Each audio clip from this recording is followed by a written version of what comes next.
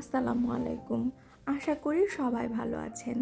আজ আমি আপনাদের সাথে শেয়ার করব কিভাবে নারিকেলের দুধ ঘরেই তৈরি করতে পারেন এবং সেই দুধ দিয়ে মজাদার হাঁসের মাংস ভুনা তৈরি করতে পারেন। আশা করছি আজকের রেসিপিটি আপনাদের খুবই ভালো লাগবে।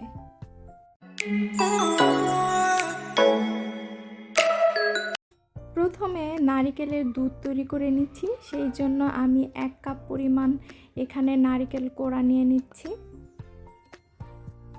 1 কাপ নারিকেল কোড়ার সাথে এখানে 2 কাপ পরিমাণ ফুটন্ত গরম পানি অ্যাড করতে হবে। অবশ্যই ফুটন্ত গরম পানিটাই এখানে ব্যবহার করবেন, তাহলে নারিকেলের ভেতরের যে রসটা আছে সেটা পুরোপুরি বের হয়ে যাবে। এখন এই নারিকেলটাকে আমি ঢাকনা দিয়ে ঢেকে রাখবো পুরো 1 ঘন্টা। এতে করে এর ভেতরের যেই রসটা আছে সেটা খুব সুন্দর করে বের হয়ে যাবে। অনেকেই আছে হাঁসের মাংস রান্না করলে বলেন যে একটা ধরনের গন্ধ পাওয়া যায়, সেই জন্য খাওয়া যায় না। তো সেই জন্য আমি এখানে আপনাদেরকে দেখাবো যে এই গন্ধটা কিভাবে দূর করবেন। এজন্য আমি এখানে একটা মশলা তৈরি করে নিচ্ছি। 1 কাপ পরিমাণ পেঁয়াজ কুচি নিয়েছি, 1 টেবিল চামচ জিরে নিয়েছি এবং 6-7টা শুকনো মরিচ নিয়েছি। এটা দিয়ে আমি মাংসটাকে ম্যারিনেট করে নিব। মশলাটা আমার ব্লেন্ড করা হয়ে গিয়েছে। এখন আমি আগে থেকেই ধুয়ে রাখা যে হাঁসটা ছিল সেটাকে আমি নিয়ে নিয়েছি। হাঁসটাকে আমি খুব ভালো করে পুড়ে তারপরে এর যে লোমগুলো ছিল সেগুলো বেছে নিয়েছি। এখন যে মশলাটা তৈরি করেছি আমি সেই মশলা পুরোটুকু ঢেলে দিচ্ছি। আরও অ্যাড করছি 2 চা চামচ রসুন বাটা, 1.5 চা চামচ আদা বাটা,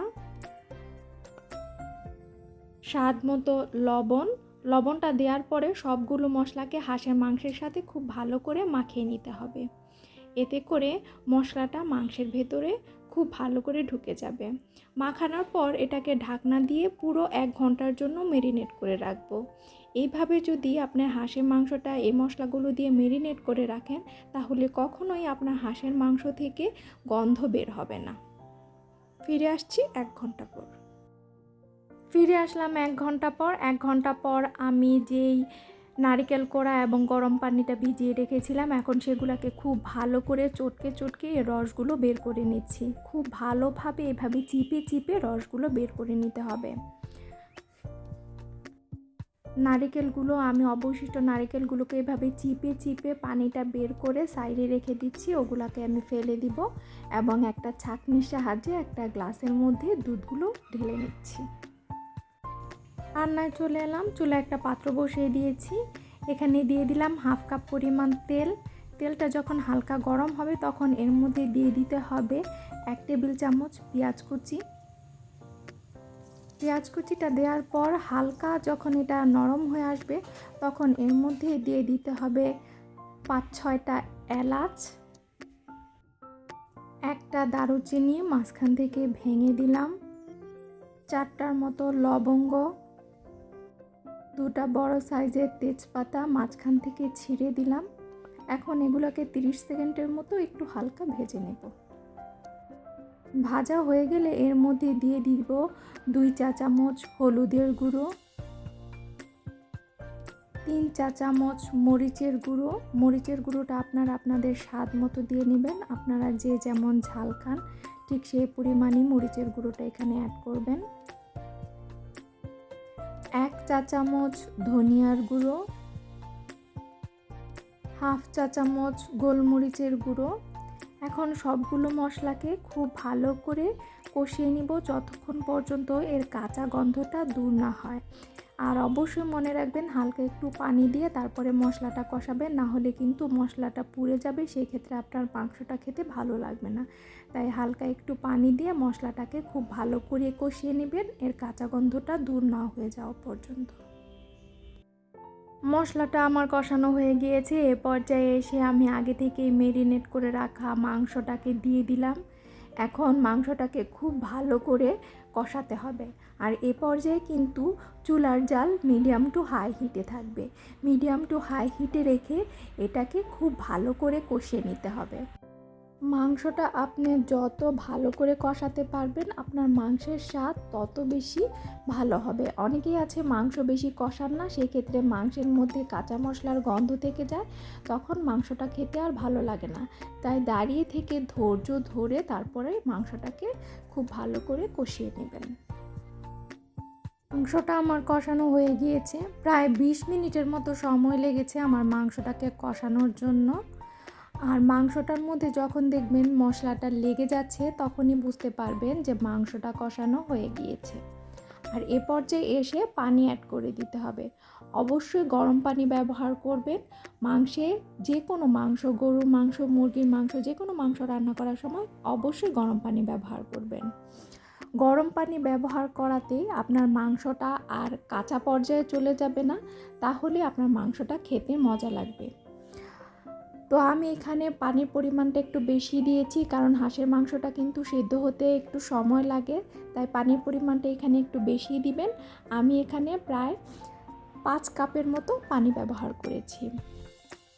আমি এখানে আলু ব্যবহার করব, কিন্তু যেহেতু নতুন আলু তাই এটা সিদ্ধ হতে সময় বেশি লাগে না, তাই আলুটা আমি পরে ব্যবহার করব।